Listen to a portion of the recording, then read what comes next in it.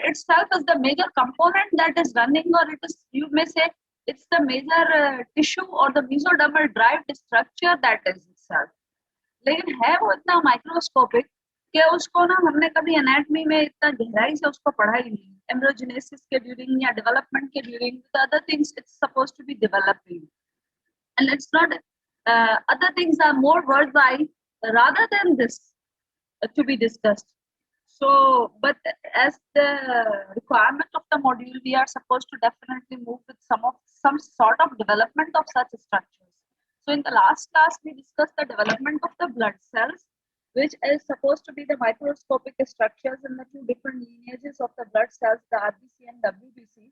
The platelet is said to be like the pseudocella, झूठा cell है कि वो जो है ना मेगाकैरोसाइट्स के ना डिवीजन से बनता है. लेकिन चलो उसको तीसरा cell, some school of thoughts saying it is also the cell, तो उसको तीसरा सेल भी हमने मान लिया. तो इस तरह से हमने जो है इसको डिस्कस किया कि ये हमारा जो है ब्लड है, एक तो इसका प्लाज्मा पोर्शन है, यानी कि लिक्विड है, बाकी इसका जो सॉलिड जो सेलुलर पोर्शन है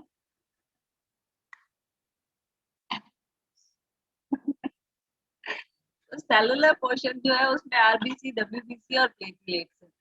आरबीसी की तो छोटी सी अपनी दुनिया है, सिर्फ प्लेटलेट्स की भी ठीक है, लेकिन ये डब्ल्यूबीसी जो डिफेंस सेल है इसका बड़ा जमा जत्था था. ठीक है, इस डिफेंस सेल्स में आपके जो है वो ग्रेनुलोसाइट्स थे और ए ग्रेनुलोसाइट्स थे. तो फिजियोलॉजी में बहुत सर पीट चुके होंगे टीचर्स इसके साथ, तो you are now having very good concept और clear concept of these things. ठीक है, उसके बाद जो है एक जो ए ग्रेनुलोसाइट्स थे उसमें लिम्फोसाइट्स थे. तो लिम्फोसाइट्स को जब हमने गौरव फिकर से देखा तो ये T lymphocytes and the B lymphocytes. तो ए टी और बी लिम्फोसाइट्स जो है ये एक्चुअली जो है लिम्फोइड ऑर्गन्स में बन रहे थे. इसलिए हमने अपना लिम्फोइड ऑर्गन कैसे बन रहे हैं और उसमें ये कैसे बन रहे हैं तो हमने ये देखना पड़ता है. ठीक है, तो लिम्फोइड ऑर्गन्स जो है चंदा मेरे, उसमें एक्चुअली ये लिम्फोइड या लिम्फोसाइट्स बनते हैं. अब बनते हैं या फंक्शन करते हैं according to which the lymphoid organs they are supposed to be divided. ठीक है, तो हम आज पढ़ेंगे कुछ लिम्फोइड ऑर्गन्स की डेवलपमेंट. कुछ मैं क्यों कह रही हूँ आगे चल के बताऊंगी. लर्निंग ऑब्जेक्टिव्स हमने प्राइमरी और सेकेंडरी लिम्फेटिक मैंने लिख दिया, सॉरी, लिम्फोइड ऑर्गन्स देखने हैं और उस पे से फिर हमने कुछ की डेवलपमेंट डिस्कस करनी है जो डेफिनेटली जो है वो नोटेबली इम्पोर्टेंट है. ठीक है, अब लिम्फोइड ऑर्गन्स थोड़ा सा हाईलाइट ले लेते हैं कि सारी बॉडी में होते हैं. Growth and development and differentiation of the lymphocytes इसका काम है. लिम्फोइड ऑर्गन है तो लिम्फोसाइट्स बनाएगा. ठीक है, और काफी सारे होते हैं. अच्छा, लिम्फ वैसे ही आपको पता है तीन तरह की सर्कुलेशन है ना. आर्टीरियल अगर कहते हैं सर्कुलेशन बोले तो होल, फिर अगर आप आ जाते हैं तो arterial circulation, venous circulation. Veins से भी जो मामला ज्यादा हो जाता है तो फिर वो लिम्फेटिक सर्कुलेशन से जो है ना वो कैरी ऑन होता है. ठीक है, lymph is the third type of the fluid rather than oxygenated and the deoxygenated blood, you may say for your understanding. ठीक है, तो इस तरह से जहां पे ये बनता है लिम्फेटिक सेल्स उनको लिम्फोइड ऑर्गन्स कहते हैं. तो एक प्राइमरी लिम्फोइड ऑर्गन्स होते हैं, एक सेकेंडरी लिम्फोइड ऑर्गन्स होते हैं. जो प्राइमरी लिम्फोइड ऑर्गन्स हैं उनमें एक्चुअली ये सेल्स बनते हैं जो दो हमारे होते हैं. एक तो बोन मैरो, जिसको हम बहुत अच्छे से पढ़ेंगे, जो हड्डी का गूदा जिसको कहते हैं, जो हड्डियों के अंदर होता है.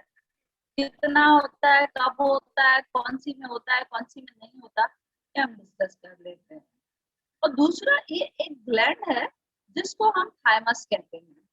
ठीक है जी, और इस थाइमस में जो है ये हमारे नेक के आगे और ये जो थोरैक्स में जो स्टर्नम है यहाँ पे रिट्रोस्टर्नल ये स्ट्रक्चर होता है, ये इसको थाइमस ग्लैंड कहते हैं. ये है प्राइमरी लिम्फोइड ऑर्गन्स. और ये दोनों, ये बी लिम्फोसाइट बनाएगा, ये टी लिम्फोसाइट बनाएगा. ठीक है जी, तो ये दोनों हमारे मेन ऑर्गन्स हैं, लिम्फोइड ऑर्गन्स, जो टी और बी लिम्फोसाइट्स बनाते हैं.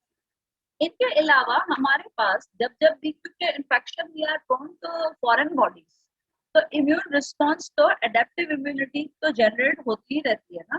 तो इम्यून रिस्पॉन्स में माने एंटीजन के रिस्पॉन्स में इम्यून सिस्टम और जहां जगहों पे लिम्फोसाइट्स होता है वहां पर जाकर और अपना काम कर रहा होता है, defensive sort of the mechanism that में टेक्स प्लेस। ऐसी एक चीज टॉन्सिल है। Actually tonsil according to the circulation palatine, lingual and pharyngeal and आपके जो है ना नेजल, चार टॉन्सिल्स मिला के तो वेडलर्स रिंग बनाते हैं जो ओरोफेरेंजियल कैविटी को पोर्ट आउट करती है। जैसे पोर्ट होता है ना, ये पोर्ट है एंटी का ओरोफेरेंजियल कैविटी। तो इसके चारों तरफ जो है ना टंग से शुरू होकर लिंगुअल, फिर पैराफेरेंजियल जिसको टॉन्सिल कहते हैं, आमतौर पे वो टॉन्सिल होते हैं हमारे, नेजल हमारे एडिनॉइड। ठीक है, इस तरह से ये चार टॉन्सिलर रिंग्स जो है, चार टॉन्सिल्स का एग्रीगेशन जो एक्चुअली लिम्फोइड टिश्यू का एग्रीगेशन है। ठीक है जी, ये हमारा सेकेंडरी लिम्फोइड ऑर्गन है। इसी तरह से स्प्लीन सबसे बड़ा ह्यूज जो है ना, स्प्लीन को हम बॉडी का ग्रेवयार्ड भी कहते हैं। इसमें जो डेड सेल्स होते हैं वो डंप होते हैं, ये उनको फिल्टर करके और अपने पास काबू कर लेती है और रिप्लेस कर देती है उन्हें। ठीक है, इसके अलावा अपेंडिक्स जो असेंडिंग कोलन से पहले जो जीआईटी का पार्ट होता है, सीकम, सीकम के पीछे लगी होती है अपेंडिक्स। अपेंडिक्स तो अक्सर आपने सुनी होगी, अपेंडिक्स बढ़ जाती है, अपेंडिक्स बढ़ जाती है। तो यंग एज में अपेंडिक्स लिम्फोइड एग्रीगेशन की वजह से बढ़ जाती है और ओल्ड एज में इसमें खाना फंस जाता है। पर बहरहाल अभी हम यहाँ सेकेंडरी लिम्फोइड ऑर्गन्स कर रहे हैं जहाँ पे जो है लिम्फोसाइट्स बनते नहीं है, फॉर्मेट होते हैं, काम करते हैं, फंक्शनली एक्टिविटी होती है, इम्यून रिस्पॉन्स जनरेट होता है in response of the antigen. ठीक है, तो ऐसा जो सेकेंडरी लिम्फोइड ऑर्गन्स है उसमें स्प्लीन काबिल जिक्र है, टॉन्सिल काबिल जिक्र है, टॉन्सिल्स की ही एक फेलो है एडिनॉइड। ठीक है, लिम्फ नोड्स बहुत ज्यादा थ्रू आउट द बॉडी और इसको टर्शियरी लिम्फोइड ऑर्गन्स भी कहते हैं, क्योंकि जब कैंसर होता है तो वो लिम्फेटिक्स लिम्फ नोड्स उस एरिया के बढ़ जाते हैं, तो इस वजह से इसको टर्शियरी लिम्फोइड ऑर्गन्स भी कहते हैं। ठीक है, उसके बाद जो है अपेंडिक्स है, पायर पैचेस है। पायर पैचेस भी लिम्फोइड एग्रीगेशंस हैं जो इसमें स्मॉल इंटेस्टाइन के साथ होते हैं। ठीक है जी, am I not audible? Am I not audible to you? For any question, I'm not at the time to carry on. Am I clearly audible to all of you, beta? Raise your hands once again. Because you are supposed to be muted, you are not allowed to unmute yourself. Am I clearly audible? Thank you. Someone of your CR may text me on my phone. Okay. So lymph nodes, spleen, the appendix, the pire patches. हम spleen पे जोर देंगे। हम lymph nodes याद करना सुनना चाहेंगे आपसे। तीसरा टॉन्सिल, तीन लिम्फोइड ऑर्गन्स, क्योंकि जीआईटी के पार्ट से ये हमने अभी जीआईटी को इतना पढ़ा नहीं, तो हम इसके साथ साथ भी दोबारा भी कर लेंगे। आप ये समझ लें कि सारी बॉडी में जो है इम्यून रिस्पॉन्स के लिए, यानी कि एंटीजन एक्सपोज हो, फॉरेन बॉडी आए तो उस पर डिफेंसिव मैकेनिज्म होता है। ठीक है, वो फिर जीआईटी में क्योंकि सारा अलग अलग आते रहते हैं तो बहुत सारा होता है, तो जीआईटी में एक अपेंडिक्स में होता है, एक पायर पैचेस डिस्क्रीट एग्रीगेशंस होते हैं स्मॉल इंटेस्टाइन के साथ। तीसरे भी मैं आपको बताती हूँ कि म्यूकोजल रिलेटेड बहुत सारे लिम्फोइड स्ट्रक्चर्स होते हैं। Come to that slide. Primary सिर्फ दो है हमारे, बोन मैरो एंड थाइमस। रटा मार कर लो बीसीक्यू के लिए कि primary lymphoid organs are, they are bone marrow and thymus. Done. फिर सेकेंडरी लिम्फोइड ऑर्गन्स, एक तो हमारा लिम्फ नोड है, दूसरा स्प्लीन है। ठीक है, ये टॉन्सिल खा गया है। ठीक है, यहाँ इसने दिखाया है, ये रहा टॉन्सिल। ठीक है, सही। तीसरा जो मैं आपको बताना चाह रही थी वो है म्यूकोजल एसोसिएटेड लिम्फोइड टिश्यू। जो इंटरनल लाइनिंग है हमारी, इंटरनल लाइनिंग जो जीआईटी की है, उसको जीआईटी की जो भी सारी इंटरनल लाइनिंग जो रेड रेड हमारी इनसाइड जो भी है ना, जिस भी कैविटी में होल है, that is lined by the mucosa. ठीक है, उस म्यूकोजा के साथ भी ना लिम्फोइड टिश्यू एग्रीगेटेड होते हैं, जिसको हम कहते हैं malt, mucosal associated lymphoid tissue. ठीक है, माल्ट। अब माल्ट जब ब्रोंकस में है तो ये बाल्ट कहलाता है, जब जीआईटी में है तो गाल्ट कहलाता है, यूरोजिनल ट्रैक्ट में यूजीएलटी कहलाता है, कंजक्टाइवा जो आंख का पर्दा है, अंदर वाला जो बाहर हमारा एक्सपोज होता है, जो रेड हो जाती है आंखें ना, वो कंजक्टाइवा रेड होता है, बाहर वाली जो ट्रांसपेरेंट मेम्ब्रेन है, कंजक्टाइवल एसोसिएटेड कार्ड। तो अभी हमने क्या कंपोज किया हिस्टो में, फिर आप इसको कंपोज करेंगे कि हमने देखा कि पहले हमें हमने जब भी सिस्टमिक इम्यूनोलॉजी की बात करते हैं या किसी भी ऑर्गन के डिस्कशन की बात करते हैं, तो हम ये बात करते हैं कि ये है कौन, इसके साथ होगा कौन कौन। तो उस लिम्फॉइड ऑर्गन्स की जब डेवलपमेंट की हम बात करते हैं, तो हमारे पास प्राइमरी लिम्फॉइड ऑर्गन्स है और सेकेंडरी लिम्फॉइड ऑर्गन्स है। ठीक है जी। अब हम थोड़ा सा इसको और हाईलाइट करके फिर हम चलते हैं लिम्फॉइड ऑर्गन्स की डेवलपमेंट की तरफ। तो जो हमारे प्राइमरी लिम्फॉइड ऑर्गन्स हैं, वहां पे मैचुरेशन होती है एक्चुअली लिम्फॉइड स्ट्रक्चर्स की, और ये सेकेंडरी ऑर्गन्स से पहले बनते हैं डेफिनेटली ड्यूरिंग डेवलपमेंट। और इनमें जो है टी और बी लिम्फोसाइट्स जो है डिफरेंशिएट होते हैं। ठीक है। और क्योंकि लिम्फेटिक सिस्टम का डेवलपमेंट लिम्फॉइड टिश्यू का इम्यूनिटी का यंग एज तक बहुत हो जाता है, उसके बाद इनका साइज डिक्रीज होने लगता है। कभी आपने सुना होगा कि टॉन्सिल्स की सर्जरी इमीडिएटली नहीं कराते, 10-12 साल कहते हैं ठीक है वेट करो, खुद ही टॉन्सिल कम हो जाते हैं, नहीं होते उसके बाद तो फिर टॉन्सिल्स की सर्जरी करवानी पड़ती है, टॉन्सिलेक्टमी करानी पड़ती है, यानी कि टॉन्सिल्स निकालने पड़ते हैं। ठीक है। क्योंकि यंग एज में टिल प्यूबर्टी लिम्फॉइड ऑर्गन्स वैसे ही ओवरग्रो कर रहे होते हैं, वैसे ही बड़े होते हैं। उसके बाद इनका जो हमने पढ़ी है जिसको कहते हैं प्रोग्राम सेल डेथ एपोप्टोसिस। ठीक है। So these are the structures when their function is reaching up to the mark then they declines. ठीक है। तो फिर इस तरह से जो है लिम्फॉइड प्राइमरी लिम्फॉइड ऑर्गन्स जो है वो साइज में प्यूबर्टी के बाद रिग्रेस होना शुरू करते हैं। सेकेंडरी लिम्फॉइड ऑर्गन्स को आप देखते हैं तो यहाँ पे फंक्शन होता है, यहाँ पे जो है ये बाद में बनते हैं प्राइमरी से, और ये इम्यून सेल्फ एंटीजन के रिस्पॉन्स में बनते हैं। यहाँ पे इंटरेक्शन होता है और यहाँ पे फिर लिम्फोसाइट्स काम करना शुरू करते हैं उस जो फॉरेन बॉडी है उसके अगेंस्ट। ठीक है। और इनका साइज एज के साथ बढ़ता भी रहता है। ठीक है। अब हम आ जाते हैं, sorry I skip this slide. Primary lymphoid organs central lymphoid organs होते हैं जिसमें बोन मैरो और थाइमस फर्स्ट है। यहाँ पे लिम्फोसाइट्स एंड डब्ल्यूबीसी जनरेट होते हैं। ठीक है। ये प्रोलिफरेट होते हैं, डिफरेंशिएट होते हैं, मैच्योर होते हैं। या ये बी सेल्स होते हैं या ये टी सेल्स होते हैं। यहाँ पे एंटीजन नहीं आता। ठीक है। एंटीजन नहीं होता, ये ऐसे ही पता है हमने एक्सपोज होना है, ये जो है डिफरेंशिएट होके टी और बी सेल्स बना चुके होते हैं। ठीक है। और रिस्पॉन्स जब होता है तो ये सेल्स यहाँ से पास होते हैं स्प्लीन या लिम्फ नोड्स में, वहां पर फिर ये एक्शन करते हैं। ठीक है जी। तो जो सेकेंडरी लिम्फॉइड ऑर्गन्स है, ये पेरिफेरल लिम्फॉइड ऑर्गन्स होते हैं, ये एक्वायर्ड इम्यूनिटी के जो साइट्स होते हैं, ये मेनली ये है स्प्लीन है, लिम्फ नोड है, टॉन्सिल है और मार्ट है, यानी कि म्यूकोजल एसोसिएटेड लिम्फॉइड टिश्यू। ठीक है जी। लिम्फॉइड, और यहाँ पर जो लिम्फॉइड स्टेम सेल्स हैं ये फंक्शनल होना शुरू करते हैं। यहाँ पे दोनों हो सकते हैं, टी या B. I can share the slides with you soon. Antigens enter in and differentiate stimulates the lymphoid cells. यहाँ पे एंटीजन आ सकता है, और ये एक्चुअली होता ही ऐसे है ना, इन्फेक्शन आता है, आपने देखा लिम्फ नोड्स बढ़ जाते हैं, तो वो लिम्फ नोड्स में पहुंच जाते हैं, लिम्फ नोड्स बढ़ जाते हैं और फिर वो उसके खिलाफ काम करना शुरू करते हैं। ज्यादा ये इम्यूनिटी फिर आपको पैथो वाले पढ़ेंगे।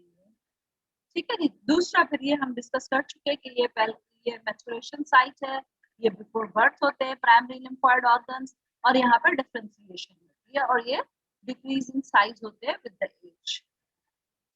अब हम आ जाते हैं बोन मैरो पे। तो चंदा मेरे मुझे कहीं पर भी बोन मैरो की अकेली बजाते खुद डेवलपमेंट नहीं मिली। ठीक है जी। बोन मैरो जो है वो हमारी कैंसलस बोन में होगी। ठीक है।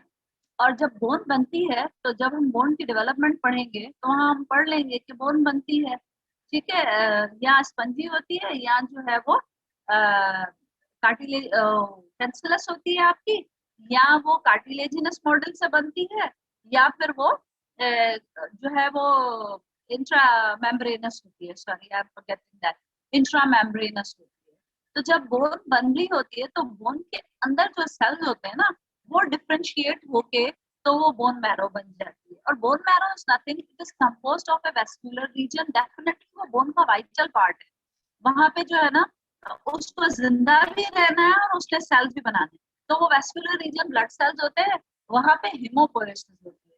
हिमोपोएसिस हमने लास्ट क्लास में भी पढ़ा था कि रेड बोन मैरो में आगे चल के लेट फीटल लाइफ से टिल द डेथ जो है वो बोन मैरो ही सेंटर ऑफ हिमोपोएसिस है, जो प्राइमरीली योगसेक में था, फिर लिवर में भी चला गया, फिर स्प्लीन में भी हिमोपोएसिस हो रही थी। स्प्लीन के बाद बोन मैरो जो है आखिरी 2 महीनों में, यानी कि समझो 7th मंथ के बाद, इन प्रेगनेंसी इन यूट्रो से लेकर बोन मैरो जो है वो ब्लड सेल्स बनाना शुरू कर देती है। ठीक है जी, और टिल एंड जो है वो बनाती रहती है। फिर कौन सी मैरो बनाती है, कौन सी नहीं बनाती है, इसको हम बाद में डिस्कस करते हैं। तो इस तरह से जो वेस्कुलर रीजन है उसके अंदर जो है वो हीमोपोएसिस हो रही होती है। ठीक है, और इसके अंदर हमने पहले भी डिस्कस किया था कि टोटिपोटेंट सेल्स होते हैं जिनको हम स्टेम सेल्स कहते हैं, जो फिर डिफरेंशिएट हो जाते हैं एक स्पेसिफिक कॉलोनी में। फिर उस कॉलोनी से उसकी प्रोजीनी बनती है और ब्लास्ट सेल्स बनते हैं, जैसे आरबीसी के लिए, डब्ल्यूबीसी के लिए, और हमने प्लेटिलेट्स के लिए देखे। तो इस तरह से स्टेम सेल्स जो है बोन मैरो के अंदर वो अनडिफरेंशिएटेड लिम्फोसाइट्स बनाते हैं। फिर वो लिम्फोसाइट्स या तो थाइमस में चले जाते हैं, और थाइमस में इसकी प्रोसेसिंग होती है, इसकी बाकायदा प्रोग्रामिंग होती है, जो little bit beyond your limitations है कि कैसे प्रोग्रामिंग होती है, कैसे क्या होता है। थाइमस उनको प्रोसेस करता है, उनको पढ़ाता है। ठीक है, उनकी ट्यूशन होती है कि ऑटो इम्यूनिटी नहीं जनरेट करनी, अपने लिए नहीं करनी है, फॉरेन बॉडी के लिए करनी है। ठीक है, बड़ी ये क्लास होती है थाइमस में इनकी। फिर बहुत सारे सेल्स जो नाकारा होते हैं, जो कहना नहीं मानते, वो डिस्प्लेस हो जाते हैं। सिर्फ थोड़े से टी लिम्फोसाइट्स जो डिफरेंशिएट होते हैं, जो पढ़ लिख जाते हैं ना, फिर वो टी लिम्फोसाइट्स बन के थाइमस से बाहर निकलते हैं। ठीक है, फिर वो लिम्फ नोड में चले जाते हैं या स्प्लीन में चले जाते हैं, और फिर वो वहां पे अपनी एक्टिविटी शो करते हैं। ठीक है जी, so the thymus and the bone marrow, which are the primary lymphoid organs. Stem cells bone marrow से बनते हैं। ठीक है, फिर ये कुछ थाइमस में चले जाते हैं जहाँ पे और इनकी एफिशिएंसी होती है, और फिर ये सीखते समझते पढ़ते हैं, और फिर जो है ना ये टी लिम्फोसाइट्स बन जाते हैं। कुछ जो है यहाँ से फिर ब्लड में चले जाते हैं, और ये बन गया इसका, थाइमस से जब सेल आएगा तो ये टी लिम्फोसाइट बन जाएगा। ये एक लिम्फ नोड है। ठीक है जी, लिम्फ नोड में फिर ये डिफरेंशिएट होके तो फिर ये बी सेल्स भी, कुछ जो है बी सेल्स बोन मैरो से डायरेक्ट जो आते हैं वो बी सेल्स बन जाते हैं। ठीक है, और इस तरह से कुछ ये कहता है कि कुछ बी सेल्स शायद जो है लिम्फ नोड बोन मैरो में भी बनते हैं। एक्चुअली बी सेल्स जो है ना, T lymphocytes and B lymphocytes, जो बी टी तो थाइमस के लिए है, बी एक्चुअली ये फर्स्ट टाइम डिस्कस हुए थे बर्सा फेब्रिकस में, जो बर्ड्स में डिस्कवर हुआ था। ठीक है, तो इसके उस पे अभी ये बोन मैरो भी इत्तेफाकन बी से आ गया, इसका नाम बी सेल्स वहां से आया। ठीक है, तो ये स्टिल डिबेटेबल है कि ये बी सेल यहाँ बनते हैं या डायरेक्ट यहाँ से आते हैं। बहरहाल हम मोटी मोटी बात को याद करने की कोशिश करते हैं कि बी लिम्फोसाइट्स जो है वो बोन मैरो से आते हैं, और टी लिम्फोसाइट्स जो है वो थाइमस से आते हैं। ये दोनों प्राइमरी लिम्फोइड ऑर्गन्स हैं। यहाँ से ये सेल्स सेकेंडरी लिम्फोइड ऑर्गन, जैसे कि लिम्फ नोड, जैसे कि स्प्लीन, जैसे कि टॉन्सिल में कहीं चले जाएंगे, और वहां से ये अपनी एफिशिएंसी दिखाते रहेंगे। ठीक है जी, तो ये लिम्फोइड ऑर्गन्स जो है, प्रोजेनिटर बी सेल्स जो है वो बोन मैरो में बने। बोन मैरो में ये जाकर कुछ इसमें से थाइमस में चले जाते हैं, जो टी लिम्फोसाइट्स बनते हैं। इसके अलावा बोन मैरो में ये बड़ा बड़ा प्लाज्मा सेल बनता है, जो फिर एंटीबॉडीज बनाता है। ठीक है, और इस तरह से बी सेल्स मैच्योर होके तो सर्कुलेशन में छलांग मारते हैं लिम्फोइड ऑर्गन्स में जाने के बाद। ठीक है, ये मुझे थोड़ी अच्छी स्लाइड लगी कि बोन मैरो जो है, पहले सारी हमारी मैरो रेड है, फिर एट द एज ऑफ 5 हमारी थोड़ी सी येलो होना शुरू करती है, फिर येलो का कंटेंट बढ़ता जाता है फैट डिपोजिशन की वजह से, एडल्ट में और कम, हमने कहा था। फिर पुबर्टी के बाद ना एक्सियल स्केलेटन में रह जाती है। तो एक्सियल स्केलेटन, इसके स्कल दिखाई नहीं है। एक्सियल स्केलेटन में आपका मेन आता है वर्टिब्री एंड रिब्स। ठीक है, वर्टिब्री एंड रिब्स तीसरी आती है हमारी स्कल। तो इसने स्कल को हाईलाइट नहीं किया क्योंकि स्कल में फिर मल्टीपल बोन्स है, उनके छोटे छोटे पार्ट्स के अंदर होती है, तो इतनी वेल नोन होती भी नहीं है। तो axial skeleton finally at the end, थोड़ा सा हमारा axial skeleton, upper end of the long bones also and the iliac crest that is also supposed to be having your this marrow, yellow marrow. ठीक है, उसके बाद हम आ जाते हैं थाइमस पर। उसके बाद हम आ जाते हैं थाइमस पर। थाइमस जो है हमारा प्राइमरी लिम्फोइड ऑर्गन है। ठीक है, इसको हार्ट ऑफ लिम्फोइड ऑर्गन भी कहते हैं। ठीक है, ये हमारा थाइमस जो है ये यहाँ से चलता हुआ और नेक में आगे पहुंच जाता है। ठीक है, थाइमस के दो लोब्स होते हैं जिससे ये कनेक्टेड होता है। ठीक है जी, ये थाइमस, यहाँ पे टी सेल की डिफरेंशिएशन होती है एक्चुअली। और जो भी ग्लैंड्स होते हैं ना, जो भी ऐसा ऑर्गन सॉलिड ऑर्गन हो, इसका एक बाहर कॉर्टेक्स होगा, अंदर मेडुला होगा। कॉर्टेक्स कवरिंग होगी और मेडुला जो है वो इसकी जो है ना वो वेस्क्यूलर होगा। ठीक है, इसके अंदर जो है वेस्कुलर होगा और इसके अंदर ब्लड वेसल्स होंगे। ठीक है जी।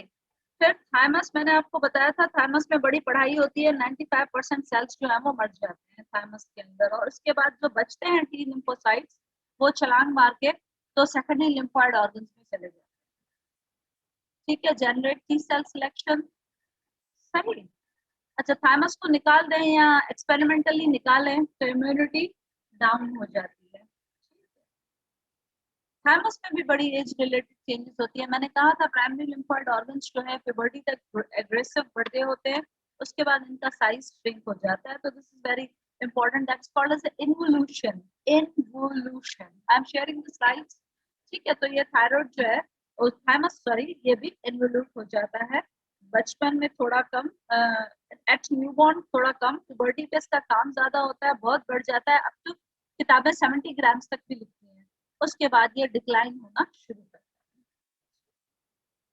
थाइमस की डेवलपमेंट कैसे होती है, बड़ा मुश्किल काम है। वैसे ये हम हेड एंड नेक के साथ पढ़ा करते थे, लेकिन अब हमने यहाँ पढ़ना है। तो थाइमस का मसला ये है कि थाइमस जो है वो हेड एंड नेक के स्ट्रक्चर्स के साथ बनता है। ठीक है, हेड एंड नेक का आपका स्ट्रक्चर है फेरेंजियल एपरेटस, जिससे जो है हेड एंड नेक बनता है। अब फेरेंजियल एपरेटस तो हम सेकंड ईयर में जब पढ़ेंगे तो हम इसको गौर से पढ़ेंगे, मगर अब फेरेंजियल एपरेटस के कंपोनेंट्स की आपको सुनगुन लेनी पड़ेगी। तो ये मेसोडर्मल बार्स होती है जिसको आप आर्च कहते हैं फेरेंजियल एपरेटस में। ठीक है जी, 6 आर्चेस होती हैं जो 5 बाद में रिग्रेस हो जाती है, और 6 जो है फिर 5 बचती है, फोर्थ उसके बाद डायरेक्ट 6 आ जाती है। ठीक है, मैंने क्या कहा, फेरेंजियल एपरेटस से हेड एंड नेक की डेवलपमेंट होती है।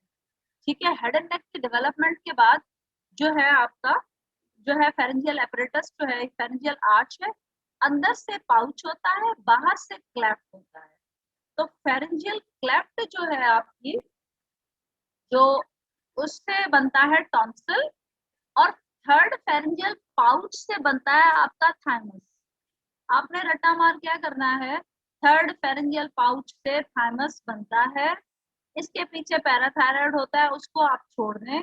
आप कहें थर्ड फेरेंजियल पाउच से थाइमस बनता है। थाइमस दोनों साइड से एंडोडर्मल लाइनिंग होगी, मिलेंगे, डिक्लाइन होंगे, और इन फ्रंट ऑफ नेक से होते हुए ऐसे, चंदा मेरे अपने साथ पैराथायराइड को खींचते हुए, और थाइमस जो है वो लैरिंक्स से आगे होता हुआ और स्टर्नम में जाकर पहुंच जाता है।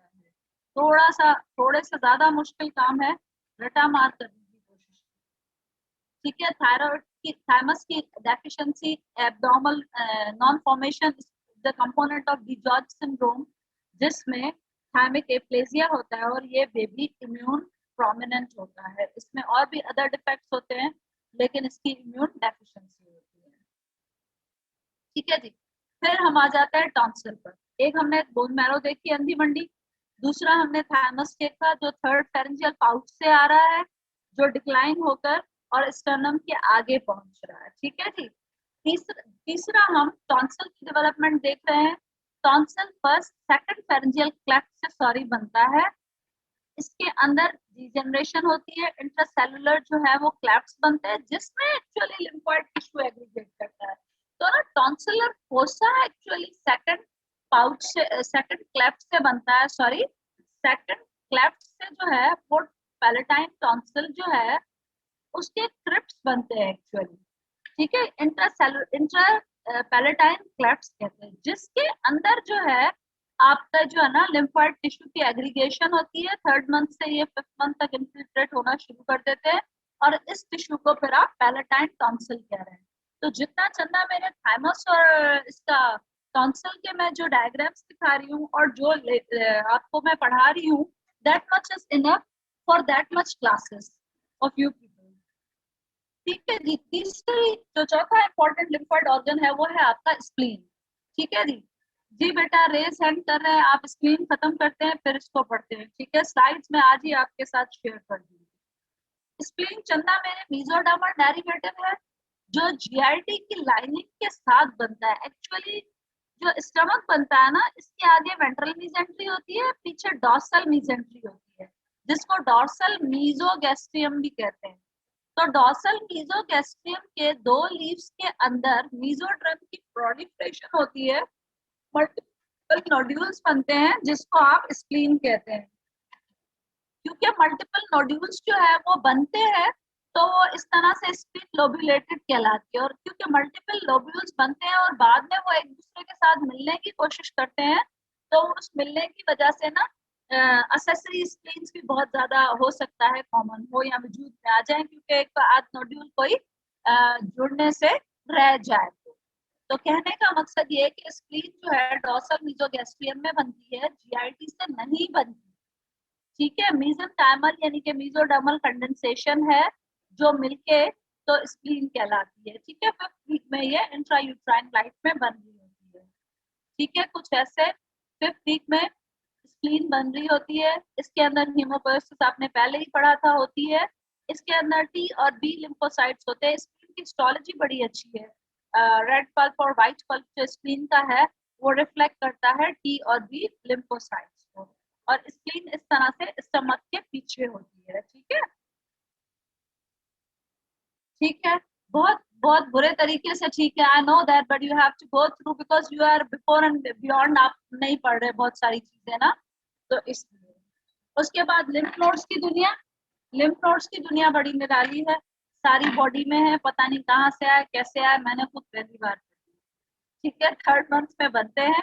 एक्चुअली ये तो हम पढ़ाते हैं बच्चों को कि सर्कुलेटरी सिस्टम जब हम पढ़ेंगे तब हम भी पढ़ेंगे कि जो है ना लिम्फेटिक सिस्टम कैसे बनता है। तो इनिशियली कुछ 6 लिम्फेटिक सैक होते हैं, 2 जुगुलर होते हैं, 2 आइलियल होते हैं, एक रिट्रोपेरिटोनियल होता है, एक सिस्टर्ना काइली होता है।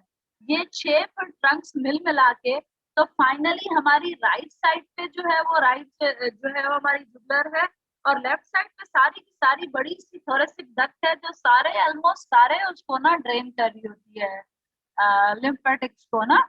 तो उसको हम जब लिम्फेटिक्स भी ज्यादा पढ़ लेंगे तो हमें पता चलेगा। और लिम्फॉइड जो है वो लिम्फ नोड्स की इसके साथ इन सेक्स में से डिस्क्रीट होके ना तो लिम्फ नोड अलग अलग स्ट्रक्चर्स बनते हैं, सेग्रीगेट हो जाते हैं, जिसका एक कॉर्टेक्स होता है और एक मेडुला होता है।